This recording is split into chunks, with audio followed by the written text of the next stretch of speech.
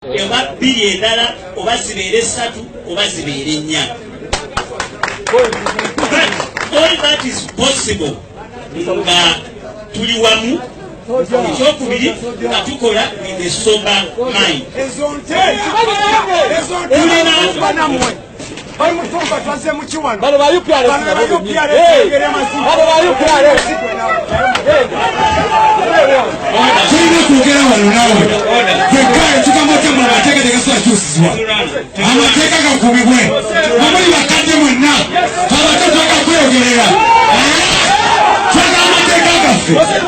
Don't talk your nonsense.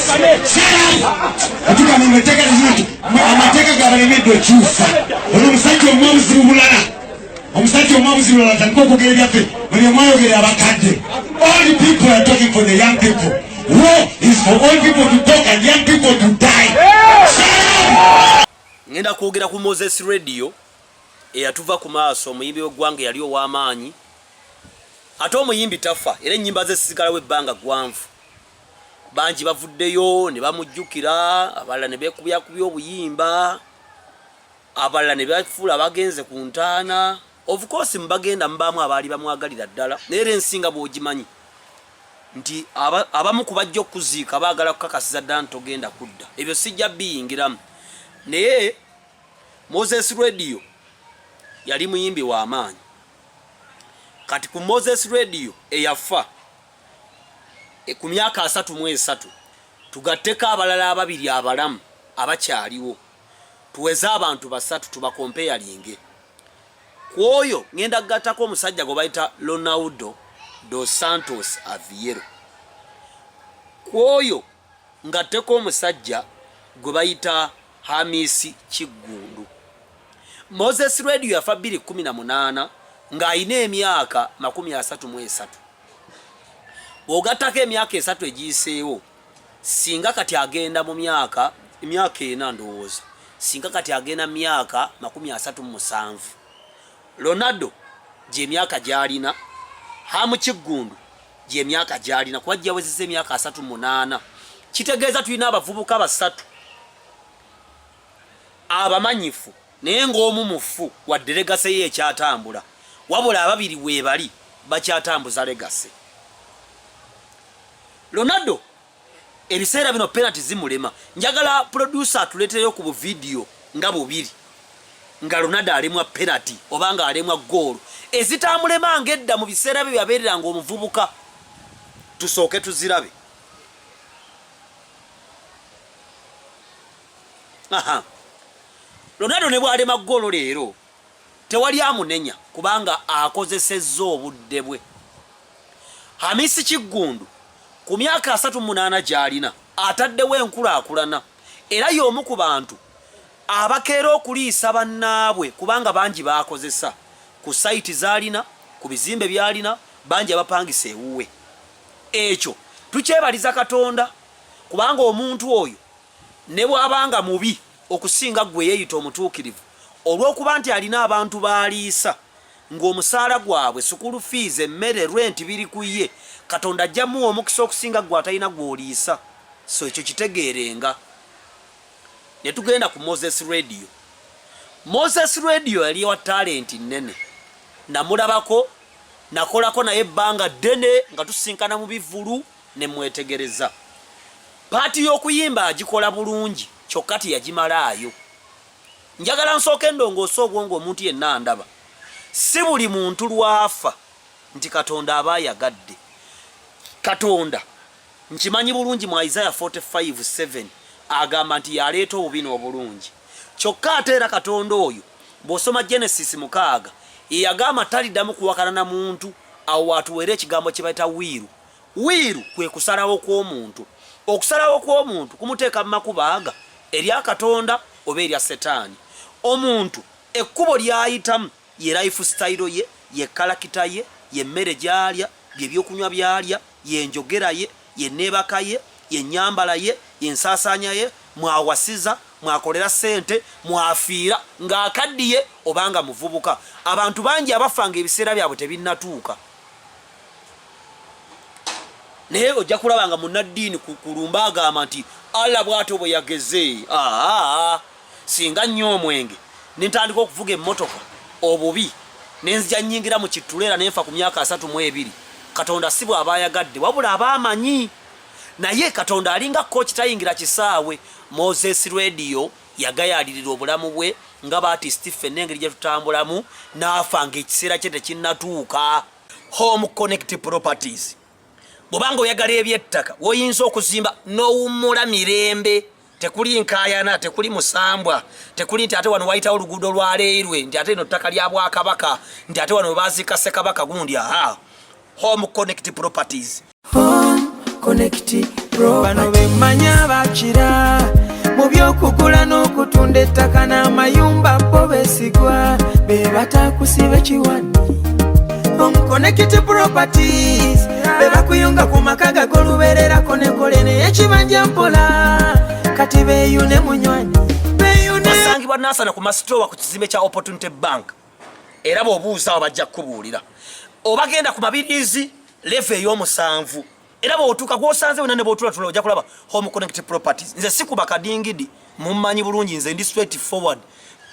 Mu mbeera eyo okufa kwa Moses Radio kwaleeta okusannyalala kwa media industry yonna, kubanga be yali awandiikira ennyimba, abaali bamuproducinga, abaali bamubackinga, bamanager be, abaali bamanaginga personal business ze, abaana be, maama we, family ye ne bafaani be ne babeera affected n'emitima ne gibeera heart broken. Kyova olaba oteekeddwa okwegendereza mu bulamu, kubanga omuntu yenna ow'omugaso abaako abantu basitula mu ngalo ze.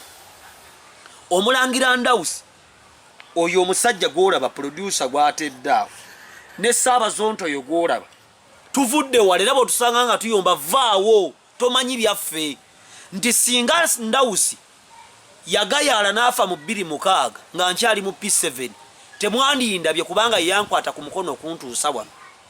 Singa Ssaabazonto yafa mu 2011 nze kusimba nagenda 2013 sandituuse wano. Simanyi oba onfuna togayaliriranga bulamu bwo. Moses Radio nze simu celebratinga kubanga teyamalako mupiira n'aweebwa red card. Mu bulamu waliwo kye bayita red card ne yellow card. Waliwo kye bayita second bookable offense. Yellow card 2 nefuuka red card n'ofuluma.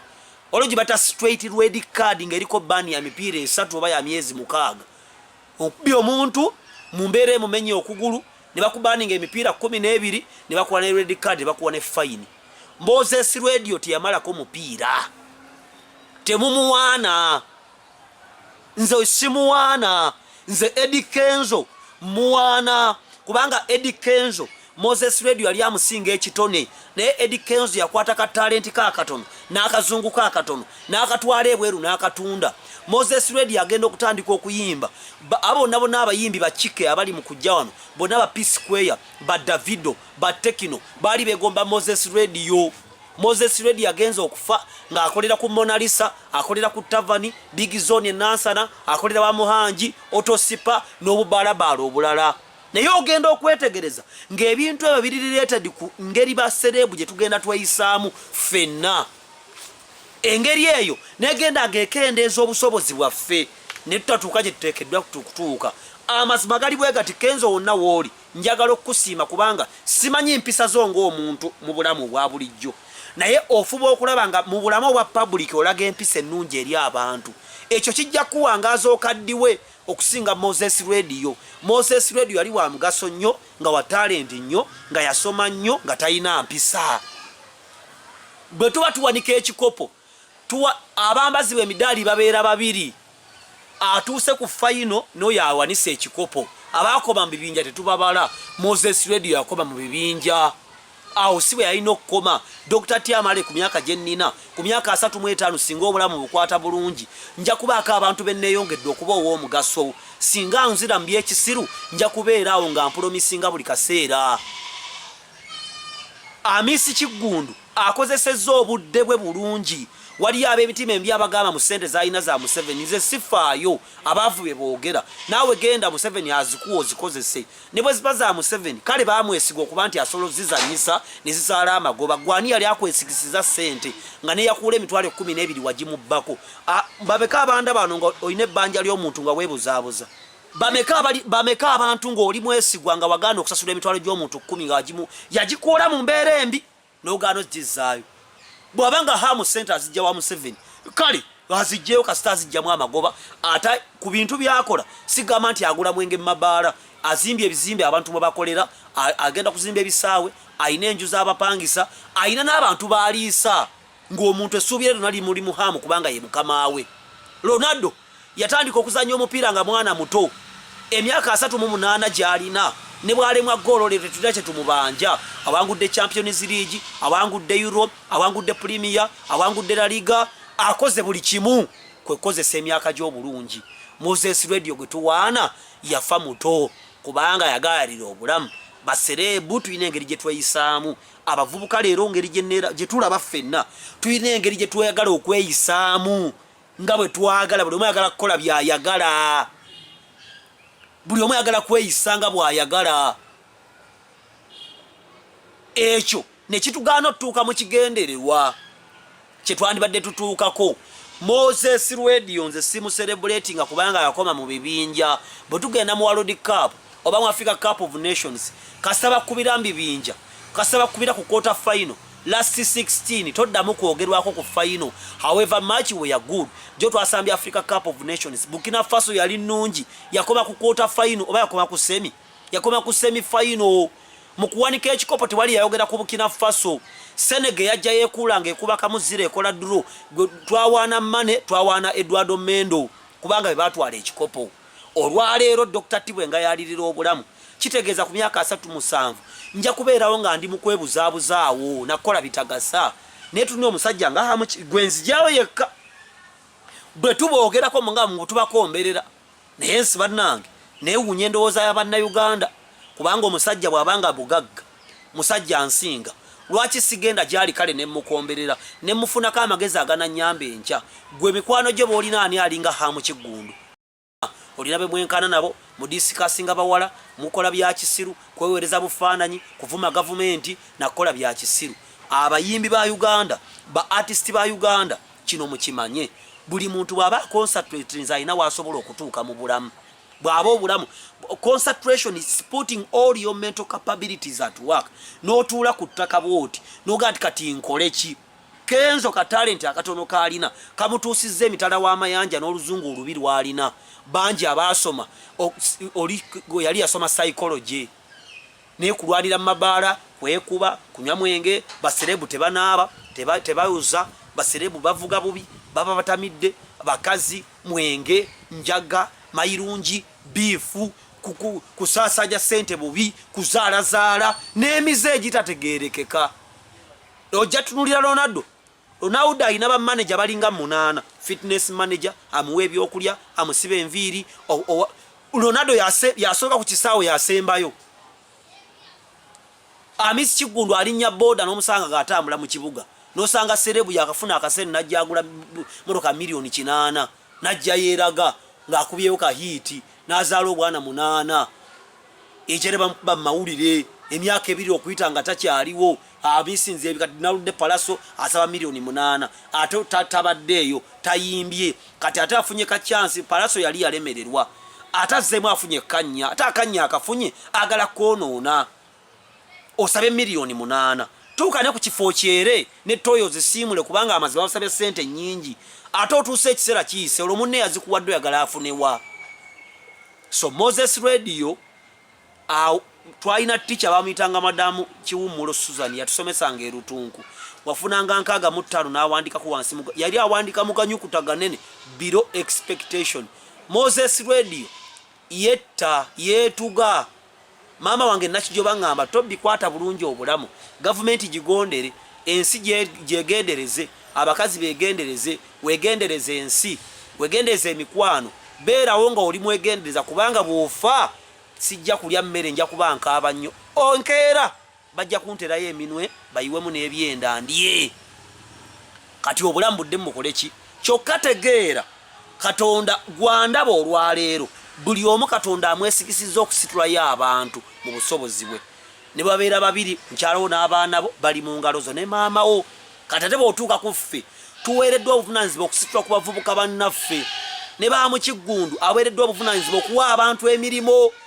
Ronaldo ayina asitula ekitiibwa ky'eggwanga lye erya Portugal. Moses Radio yawandiikanga ennyimba ayina gurupu yamulyangako. Singa okwata obubi obulamu ogenda kufa abantu abo baleke mu bbanga basirane n'okusirana kubanga wafa.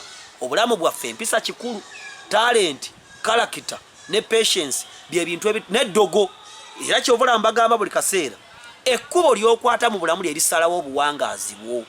Nze nabagamba Dr. Tiamale nakeera Bukezi ku makya namanyika ndi muto nvudde Masaka n'amaalo sente nzifunye ndi mwana muto sina kyazikolamu nentandika okukola byenjagala. I made a lot of mistakes.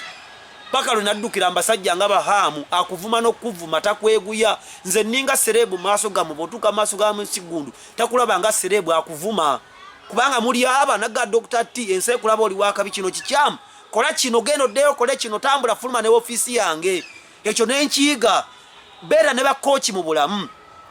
Abavubuka bangalo otambulya kati mulamu nga muli independent. President omuvuma omulabanga Kasasiro, abakulu maje balabanga Kasasiro, abanaddiini balabanga Kasasiro. Gwe gwowe ekitiibwa ali oguzaake, gwe gwolabamu amakulu, gwe gwowe ekitiibwa ali omu penge gwe be bantu bolabamu amakulu abo kaboka be bantu bo. Naye emyaka bwe ginaatambula, you are going to leave a legacy of fools. And remember, the Bible says in Proverbs that God doesn't have a use with the fools. Nze Dr. Tiamale Miss Kiggundu tukwagaliza birthday nungi kubanga this is the birth month of you for you. Mukama yebale kukuuma okutuuka wano n'okubaako abantu boyambi ne bowe emirimo. Ronaldo aba news ndi wa AC Milan siri wa Manu. Ronaldo webale. Moses Radio rest in peace. Naye nze sisi celebrating nganze ate kimanye tuge yabalamu n'abafune tubageya tugamba nga omufute bamwogerako bibi nedda omufu bamwogerako bakwa bamwogerako mukama kati nze siri mu nanfuusi. I talk about you loudly. Rest in peace Moses Radio wakola birungi naye wafa obudde bukyali. So togayalira bulamu bwo, togayali abayimbi bangi wano ba artist bangi fena twayo nono obudde tuli mu kuzuuka buzuukusi. Nze Dr. Tiamale kyembasinga nze neewaayo mu bulamu bwange okukkiriza kyonna okwongera value ku bulamu bwange kubanga okweyongerayo kusooka kuteresa bulamu bw'abantu. Ronaldo gwe mulaba, Ronaldo yasooka mu ngalo z'abasajja nga Ferguson. Era Beckham yalina talent okusinga oba oli awo eya Ronaldo. Naye Beckham kasita wasa omukazi ow'amasappe yegundi n'amutunda Ferguson ngati awo ntayiza kungasa n'amutwala mu Real Madrid just for showbiz kutunda mijozi na bitana kyamanyi yakolayo. Ne Ronaldo Ferguson ya shapinga Ronaldo kitegeeza Ronaldo yakkakkana wansi wa Ferguson. Abayimbi ba artist ba comedian ba producers n'abalabo n'abalina ebitone mu ggwanga lya Uganda basambi omupiira kino kikulu nnyo okutuula wansi w'omuntu ekyabavubuka kye bataagala obuyinza bwonna babukuba. They defy every order. Abavubuka bali ku social media ne kati comment ogenda kuziraba bakomentinga nnyo oluzungu lw'amaanyi ogenda okukebera profile talina mulimo ekisaati kyalimu tekitegereka naye ng'oluzungu muki ye n'alowooza nti ensi yagimalayo commentinga oluzungu olungi. Kenzo tamanyi luzungu ne Kenzo abaana be gye basomera n'abasajja abali bawasa temuli yenkana wadde kati oluzungu olutuna makulu kyokka lwa mugaso nnyo singa olukozesa obulungi. Dr. Tiamale ekyokuba nti njogeza Tiamale mirundi kye naabeerako ebbanga lyonna nina okukyusa ngende mu birala nina okweyongerayo. Kamiliyoni legend ne kamiliyoni awo siwe yandina okukoma ne kubanga bannayuganda baagala okubeera wansi w'abantu be basinga. Always we want to live under people betusinga. Tetwagala kubeera wansi w'abantu abasobola tuvuma oba tujereka. Kyovola abangi bagamba mu Museveni si mukulembeze waabwe kati oyo abamaze okwejja kubanga Katonda yamanyi Museveni oba mubi oba mulungi oyina kubeera wansi we. Omuntu yenna ow'amaanyi abeera wansi w'omuntu kubanga Dr. T si buli kimu nti nkimanyi, si buli kimu nti nkitegeera, kubanga life has 5 zones: financial zone, spiritual zone, sexual zone, social zone, physical zone. I might be good in financial zone. When I'm not good in sexual zone, nga neetaaga okunyambako nneme okukola ensobi mu eyo zone, nyinza okubeera omulungi mu physical and spiritual zone when I'm not good in financial and other aspects of life. So kinneetegereza nze si celebrating abayimbi bawano mpozi Kenzo Kiprotich. I celebrate those ones. Tusanyisa okuwala abamwe bali nnyo Dr. T Volongoto. God bless you, our people, our viewers. We love you and amazing wherever you are. Shalom. Njagala okutwalisa eddakiika zino mukwano gwabadde atulaba era agoberera nsabeko naawe, especially if you are having issues with marriage. I'm telling you, marriage is one of the things we are looking forward for in this country. It's been under attack, and you may not be able to do many things, but I'm telling you, prayer, God listens to prayer. And if you are struggling with your wife, I'm talking njagasoka nawe alina omukyala walina mwami wo nga mulina embeera waliwo ebintu sitaani byaleetawo just okukyankalanya okutuukiriza ensonga y'okwawukana ate nga Katonda waffe is not into the divorce per se. Yes, he calls us into separation for a moment, wabeewo healing, but you understand that if it's not a God of divorce, divorce is a reality of the hard heart. So njagala kusabako naawe Mukama abenga akuyamba, zibiriza amaaso awo w'oli okkiriza wamu nange nga tukkiriza Katonda nti amakaago gajja kuba malamu. Yes, gajja kuba malamu. Ntukubayo ina challenges. Yes, with the challenges are there, but I'm telling you, you can do better in Yeshua's name. Let me pray with you. Father, in the name of Jesus, Son of the living God, you are one with the Father, for yes, the scripture speaks to us that the Son and the Father are one, and you have even spoken that when you see us, Lord, in such a state of faith, you will come and you and the Father be with us. In the name of living God, I lift up that gentleman alimu kustrugglinga wenjogerera Kakano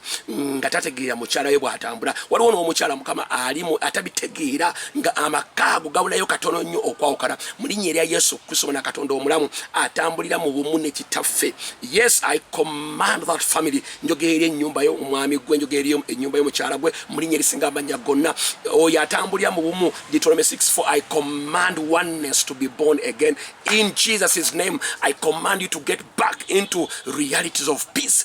Ekibadde kimazeeko emirembe, kibamazeeko emirembe mu linnya lya Yesu Kristo nkisazaamu. Numbagana amaanyi ag'ekizikiza, amaanyi agawukanya abafumbo mu nnyumba eno mu ggwanga lino erya Uganda mu linnya lya Yesu Kristo. Njogera gy'oli ntolina buyinza. I command you to go in the name of the living God. I command peace, the shalom of God to encompass that family. May you see the hand of God. May you have a testimony and say, surely the Lord has done wonders for me. I speak healing. I speak deliverance. I speak Isaiah 11 over your life. Go ahead and blossom. Go ahead and light. Go ahead and be filled with wisdom, knowledge, and understanding, that you may shine as a one family, as a people of God, because we as a country are called for God. Wherever you are, whether in Uganda or far away from Uganda, I command your marriage to get into line with oneness. In Jesus' name, I pray and believe. We love you here at Volongoto. God bless you. Thanks for following. Amanya. My name's Asher Mix, Pastor Asher Mixer, coming from Gilgal, Pastor Sarah Mixer, where the Lord has blessed us. And my telephone number, my brother, my sister, you may want to reach me, beloved, it's 0705